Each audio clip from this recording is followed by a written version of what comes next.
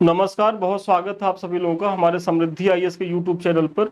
और current affairs की इस श्रृंखला में आज हम देखेंगे केंद्रीय एवं यूपी बजट से संबंधित महत्वपूर्ण तथ्य। बहुत महत्वपूर्ण है। और यहाँ देखिए हम केंद्रीय को भी देखेंगे, साथ साथ जो है यूपी की भी चीजों को देखेंगे और मुश्किल से 10-12 मिनट में हो जाएगा। तो 10-12 मिनट पेशेंस बना के देख लीजिए, आपके काम की चीजें यहाँ से हो जाएंगी।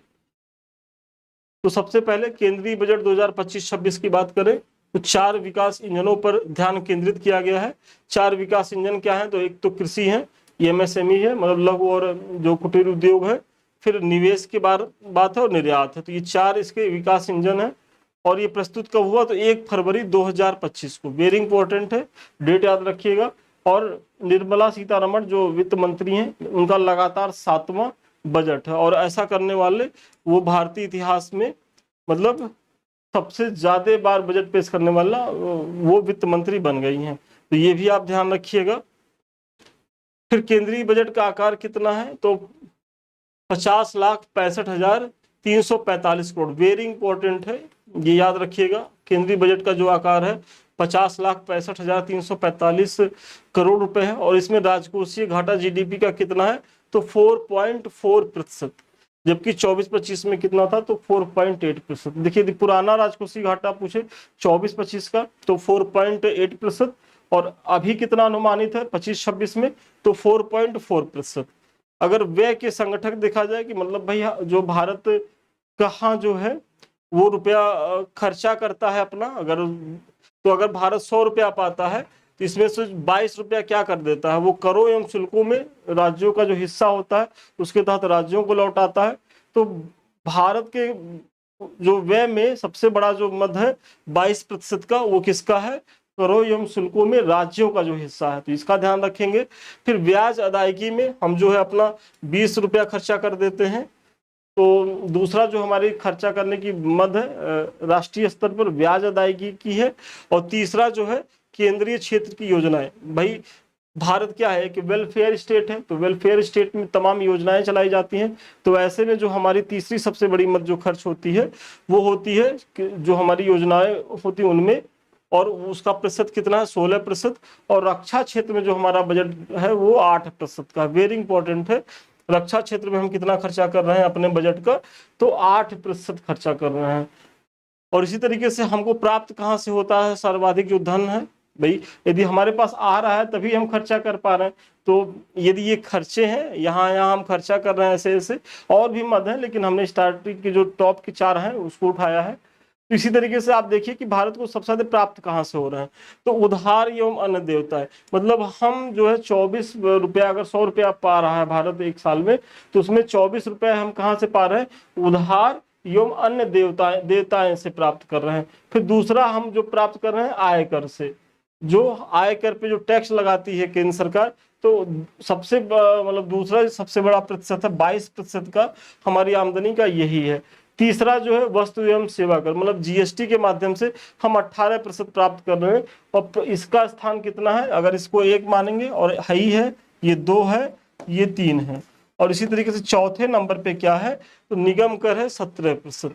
और यदि आप लोग के जेएन में पीवाईक्यू होगा तो कई बार आप लोगों ने इस चीज को देखा होगा कि क्या है कि यहाँ जो है कई बार यही पूछा है कि कौन किस मद में कितना खर्चा होता है।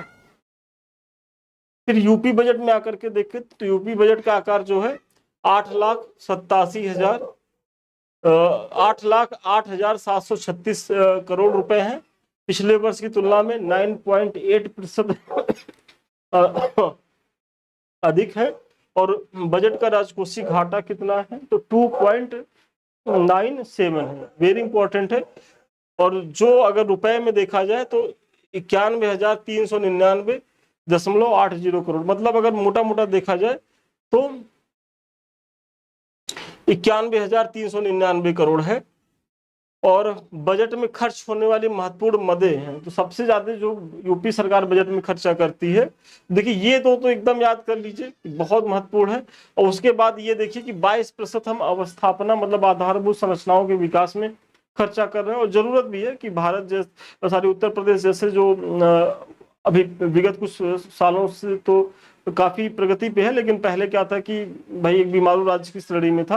तो ऐसे में आधारभूत संरचनाओं का विकास होना बहुत जरूरी है। फिर शिक्षा पे 13% खर्चा हो रहा है उत्तर प्रदेश का। कृषि एवं संबंध क्षेत्र पे हम 11% खर्चा कर रहे हैं, और चिकित्सा एवं स्वास्थ्य क्षेत्र पे हमारे जो यस जीडीपी है उसका 6% खर्चा हो रहा है, एक बड़ा अमाउंट ये भी है। और फिर सामाजिक सुरक्षा कार्यक्रमों पर 4% हो रहा है। लेकिन अब ये है चूंकि बड़ा अमाउंट तो भले दिख रहा है, लेकिन बड़ी जनसंख्या भी है, तो इसलिए इतनी बड़ी जनसंख्या में ये सब चीजें भी जो वही हैं कि ऊँट के मुंह में जीरा वाली स्थिति हो जाती है। लेकिन फिर भी सरकार की नीयत साफ दिख रही है, सरकार प्रयास तो कर रही है। तो ये चीजें आप स्क्रीनशॉट ले लीजिएगा, देख लीजिएगा। फिर उत्तर प्रदेश को रुपया आता कहाँ से भाई? अगर पीछे हमने इतना खर्चा किया है भाई, इतना बड़ा हमारा बजट है, तो इतने मदों पे हम इतना खर्चा कर रहे हैं, हेल्थ पे 6% खर्चा कर रहे हैं, एजुकेशन पे 13% खर्चा कर रहे हैं, तो ये रुपया आ कहाँ रहा, कहाँ से रहा? तो ये भी आप देखें तो उत्तर प्रदेश को रुपया आता कहाँ से? तो सबसे पहले स्वयं के कर राजस्व, वेरी इंपॉर्टेंट है। क्योंकि अभी तक था कि भाई हमको जो केंद्र सरकार से जो हमारी हिस्सेदारी होती थी, राज्यों का जो हिस्सा होता था उसमें जो हमारी हिस्सेदारी होती थी, सबसे बड़ा मद वहां से था। लेकिन अब उसको पीछे छोड़ते हुए प्रदेश सरकार स्वयं का जो अपना कर राजस्व है उससे सबसे ज्यादा धन प्राप्त कर रही है। और अगर हम 100 रुपया प्राप्त कर रहे हैं तो उसमें करीब करीब 37.5 रुपया हमको स्वयं के कर राजस्व से प्राप्त हो रहा है। उसके बाद अगला जो है वो 32.4 मतलब 32.5 रुपए करीब हमको मिल रहा है, वही केंद्रीय करों में उत्तर प्रदेश की जो हिस्सेदारी है। और फिर लोक ऋण से हमको मिल रहा है 14.4%, और फिर केंद्रीय सरकार से सहायता अनुदान मिल रही है 11.1%। तो ये चीजें आप देखेंगे कि यहाँ से ये सब प्राप्ति के सबसे बड़े स्रोत हैं प्रदेश को राजस्व के। और उत्तर प्रदेश रुपया जाता कहाँ है?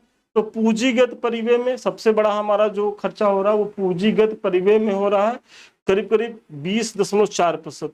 मतलब 100% का हम 20.4% पूंजीगत परिव्यय में खर्चा कर रहे हैं।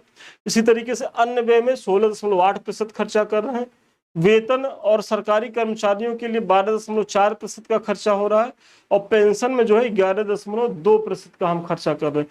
तो आप लोग देख रहे होंगे कि उत्तर प्रदेश सरकार अगर नौकरी नहीं देना चाह रही है तो क्यों नहीं देना चाह रही है? क्योंकि वो जब अपना खर्चा देखती है, भाई सरकारों के पास लिस्ट तो होता ही है, और जब ये देखती है कि वेतन और सरकारी कर्मचारियों को वेतन देने में हम अपने जीडीपी का 12.5% और करीब करीब 11.5% खर्चा कर रहे हैं पेंशन देने में, तो पेंशन को तो ये लोग उसकी कहानी कर ही दी है। पेंशन को लेकर के तो समस्याएं अब सॉर्ट आउट कर ली है, लेकिन वेतन को लेकर के अभी भी है। तो यही है कि वैकेंसी कब निकालिए, रोजगार की चीजों को कोर्ट में फंसाइए, तमाम चीजें चल रही हैं भाई। भाजपा गवर्नमेंट में एक बड़ी समस्या तो है रोजगार को लेकर के। आंकड़े तो बहुत आ जाएंगे कि ये इतने लोगों को रोजगार मिला, ये मिला, वो मिला, लेकिन हकीकत में ऐसा नहीं है। जनता परेशान है, युवा परेशान है। तो ये चीजें हैं। तो आप लोग जो है इसका स्क्रीनशॉट ले लें, मतलब रुपया आता कहाँ से, रुपया जाता कहाँ से है, बजट का आकार कितना है, राजकोषीय घाटा कितना है, यही सारी चीजें महत्वपूर्ण है, बार बार ही आती हैं। तो इतना आप देख लीजिए, बहुत ज्यादा इधर उधर की चीजें देखेंगे तो कंफ्यूज ही होंगे और उसका कोई फायदा भी नहीं है। तो चलिए, ये मुख्य परीक्षा के कुछ बैचेज हमारे चलाए जा रहे हैं, इसके बारे में तो हर बैच में बताते हैं। तो यदि अभी तक आप लोगों ने ज्वाइन नहीं किया तो ज्वाइन करें। तो यूपी बजट की कुछ महत्वपूर्ण घोषणाओं को देख लेते हैं। तो बजट में मुख्यमंत्री सामूहिक विवाह योजना के तहत जो पहले 51,000 रुपए की धनराशि दी जाती थी, उसे बढ़ाकर कितना कर दिया गया है? तो उसे बढ़ाकर 1 लाख रुपए कर दिया गया है। और विधवा पुनर्विवाह एवं उनकी पुत्रियों के विवाह के लिए अनुमन्य सहायता राशि को भी 1 लाख रुपए कर दिया गया है। तो अब इसका ध्यान रखेंगे, 51,000 से 1 लाख हो गया है। प्रदेश में छात्राओं को उच्च शिक्षा की पढ़ाई की तरफ आकर्षित करने व ग्रामीण क्षेत्रों की छात्राओं को प्रोत्साहित करने के लिए सरकार ने रानी लक्ष्मीबाई स्कूटी योजना को जो है वो संचालित किया है, और इसके तहत कॉलेज जाने वाली मेधावी छात्रों को निःशुल्क स्कूटी उपलब्ध कराई जाएगी। तो रानी लक्ष्मीबाई स्कूटी योजना, और इसके लिए इन्होंने 400 करोड़ रुपए के फंड का भी आवंटन किया है।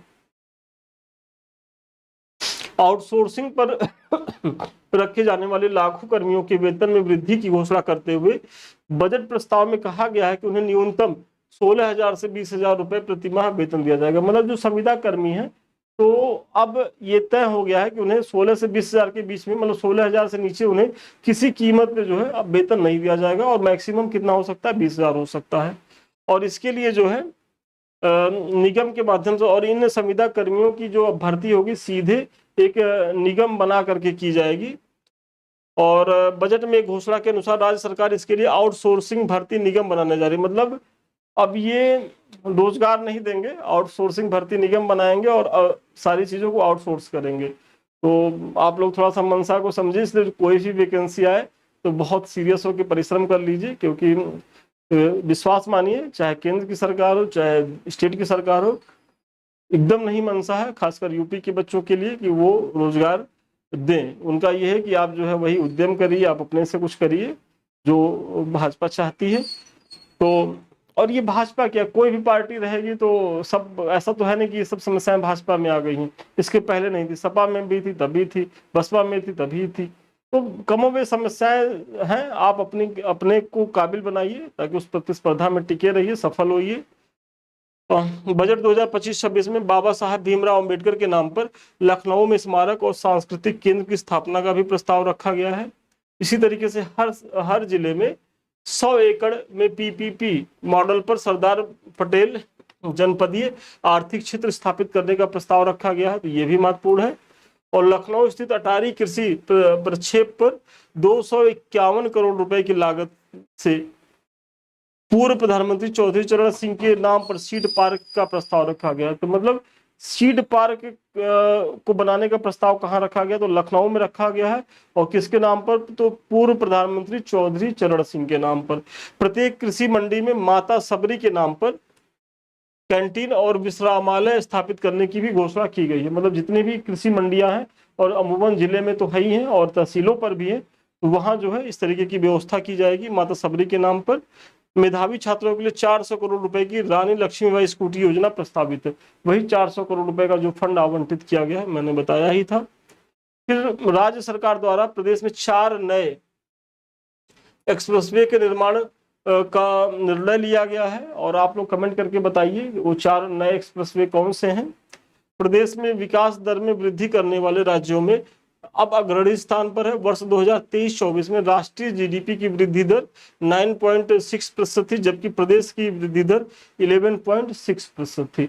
मतलब इसमें यह कहा जा रहा है कि जो प्रदेश की जीडीपी है वो राष्ट्रीय जीडीपी से तेजी से बढ़ रही है। अगर देखा जाए तो 23-24 में अगर भारत की जीडीपी का जो ग्रोथ था वो 9.6 था, जबकि उत्तर प्रदेश की जीडीपी का जो ग्रोथ था वो 11.6 था, मतलब 2% ज्यादा था। तो चलिए, आज का जो सेशन था वो यहीं तक था, और बजट में इससे ज्यादा देखने की जरूरत नहीं है यार, अब उतना पूछ भी नहीं रहा है, तो वही देखिए जहां से चीजें हो जाए। इसके बारे में मैंने चर्चा कर ही दी है, तो अधिक जानकारी के लिए आप जो है नंबर फ्लैश कर रहा होगा, संपर्क कर सकते हैं। ये हमारा टेलीग्राम है, आपको यहाँ हमारा जो भी पढ़ा रहे हैं उसका लिंक मिल जाएगा। आप लोग बार बार पूछते रहते हैं, मैसेज करते रहते हैं, तो आप लोग टेलीग्राम पे आइए, वहाँ लिंक, वहाँ पड़ा हुआ है पीडीएफ, आप वहाँ से डाउनलोड कर लीजिए। साथ ही साथ ये 2 हमारे चैनल है, एक तो जिससे अभी हम आप रूबरू हो रहे हैं, और दूसरा जो है हमारा संदीप मिश्रा ऑफिशियल। ये दोनों चैनल आपकी परीक्षाओं के लिए पूरी तरीके से डेडिकेटेड है। यहाँ इस तरीके के प्रयास हो रहे हैं, अभी आप देख ही रहे हैं, और निरंतर भविष्य में होते रहेंगे। तो यदि अभी तक चैनल को आपने सब्सक्राइब नहीं किया तो सब्सक्राइब करें, लाइक करें, शेयर करें। और लास्ट में यदि आप हमसे बात करना चाहते हैं, आपकी कोई क्वेरी हो, या आप हमारे बैच से जुड़ना चाहते हो, तो 7303307507 पे आप जो है कॉल कर सकते हैं। तो चलिए, आज के लिए इतना ही। पुनः मिलते हैं नए वीडियो में नए क्लास के साथ। तब तक के लिए धन्यवाद, शुभकामनाएं।